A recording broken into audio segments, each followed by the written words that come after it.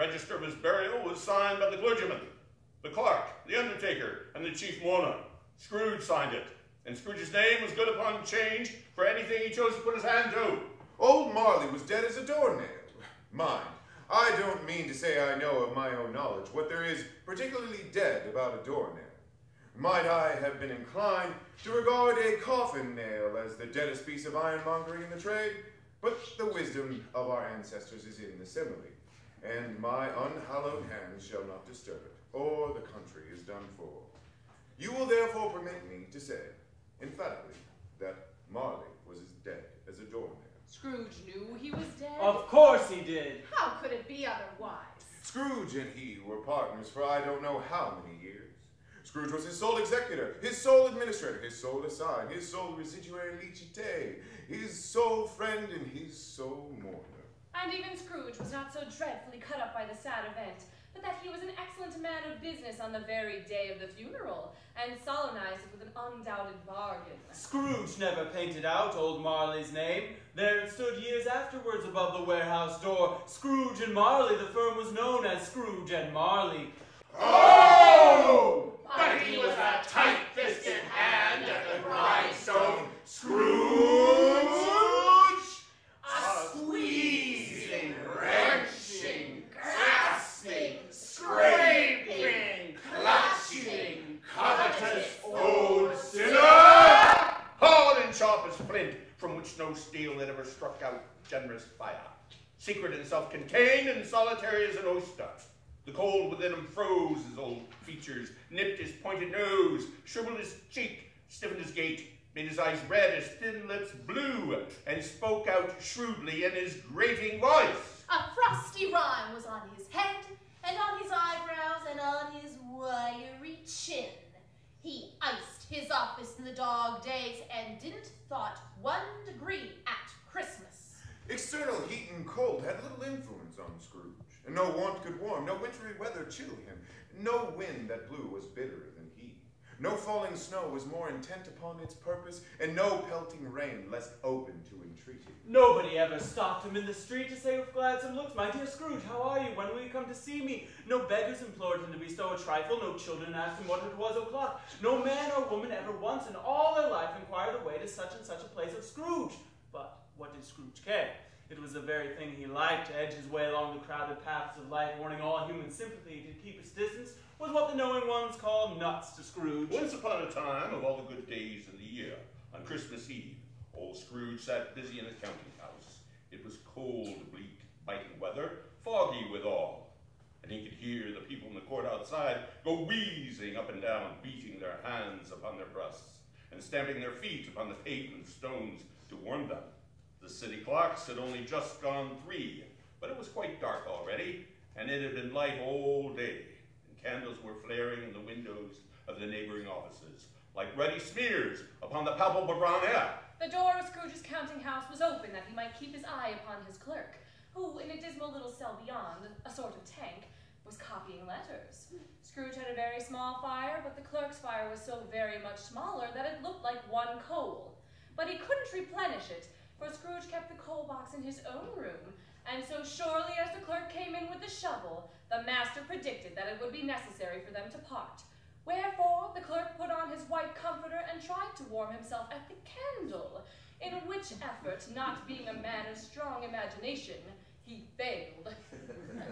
Merry Christmas, Uncle. God save you. Cried a cheerful voice. It was the voice of Scrooge's nephew, who came upon him so quickly that this was the first intimation he had of his approach. "Bah!" said Scrooge. "Humbug!"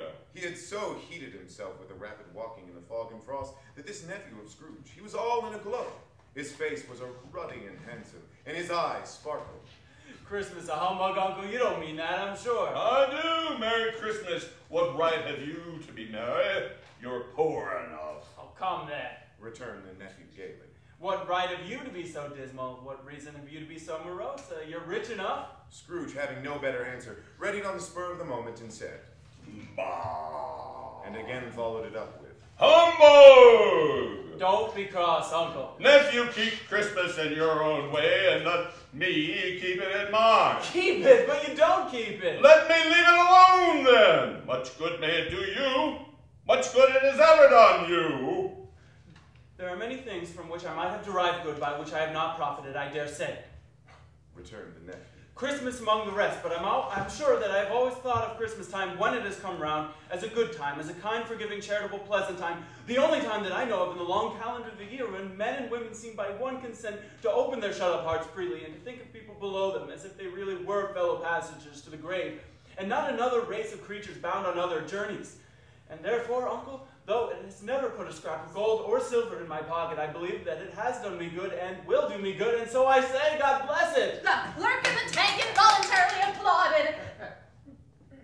Becoming immediately sensible of the impropriety, he poked the fire and extinguished the last frail spark forever.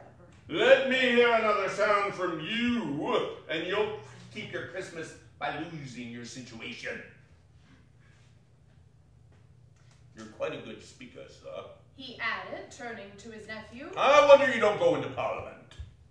Don't be angry, Uncle. Come, dine with us tomorrow. Good afternoon. Well, I'm sorry with all my heart to find you so resolute. We have never had any quarrel to which I have been a party, but I have made the trial in homage to Christmas, and I shall keep my Christmas humor to the last. So a Merry Christmas, Uncle. Good afternoon. And a Happy New Year. Good afternoon. His nephew left the room without an angry word, notwithstanding. He stopped at the outer door to bestow the greetings of the season on the clerk, who, cold as he was warmer than Scrooge, for he returned them cordially. There's another fellow. Muttered Scrooge, who overheard him. My clerk with 15 shillings a week and a wife and family talking about a Merry Christmas. I'll retire in a bit.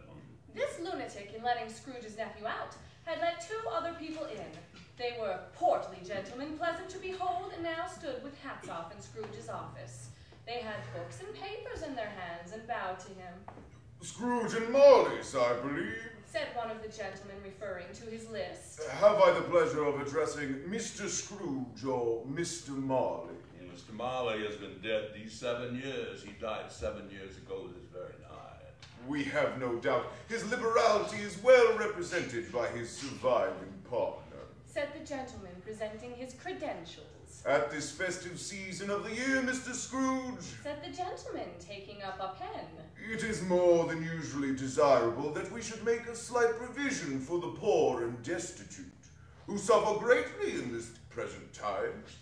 Are there no prisons? Plenty of prisons.